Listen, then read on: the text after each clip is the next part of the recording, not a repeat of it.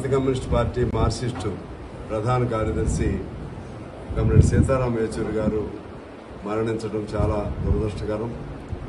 ఆయన చాలా గొప్ప మార్క్సిస్టు భావజాలాన్ని పుణికిపుచ్చుకున్న మేధావి. చిన్న వయసులోనే జేఎన్టీయూలో అధ్యక్షుడిగా, అంటే కాలేజ్ డేస్లో అధ్యక్షుడిగా గెలుపొందటం, ఆ తర్వాత చిన్న వయసులోనే మార్క్సిస్ట్ పార్టీ కార్యదర్శి వర్గ సభ్యులుగా, అంటే ఆ రోజుల్లో జ్యోతిబాస్ గారు, అలాగే హరికృష్ణ సింగ్ సూర్జిత్ గారు, అటువంటి హేమాహేములు ఉన్న టైంలోనే సీతారాం యేచూరి గారు, ప్రకాష్ కారత్ గారు, వారిద్దరు కూడా యూత్ స్టూడెంట్స్గా ఉండి ఆ తక్కువ వయసులో సెక్రటేరియట్లో ఉండటం, అలాగే మార్క్సిస్ట్ పార్టీ తీసుకున్న అన్ని ప్రధాన నిర్ణయాలని ప్రభావితం చేయగలిగిన శక్తివంతమైన నాయకత్వం ఆనాటి నుంచి వారు చూపెట్టడం జరిగింది. అదే పద్ధతుల్లో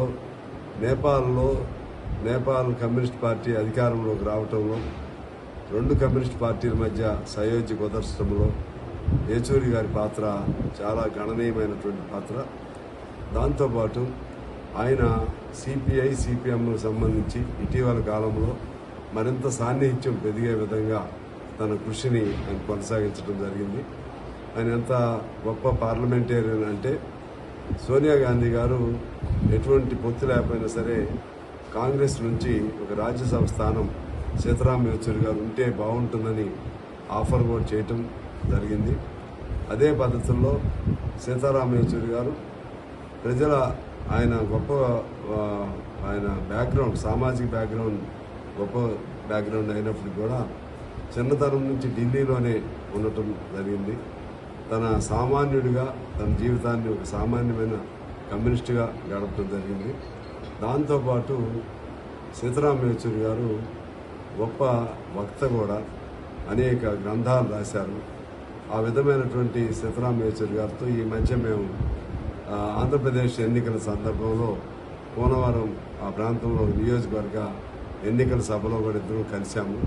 ఆయనతో మాట్లాడితే చాలా విజ్ఞానం మనకి అందుతుంది. తర్వాత ఎంత సంక్లిష్టమైన సమస్య అయినా కూడా ఆయన ఎప్పుడు చిరునవ్వు వదలకుండా దాన్ని పరిష్కారం చేయగలిగినటువంటి గొప్ప శక్తివంతమైనటువంటి వ్యక్తి ఆయన మరణం ఒక సిపిఎంకే కాదు, టోటల్గా సిపిఐ కమ్యూనిస్టు ఉద్యమానికి అది తీరని విఘాతం.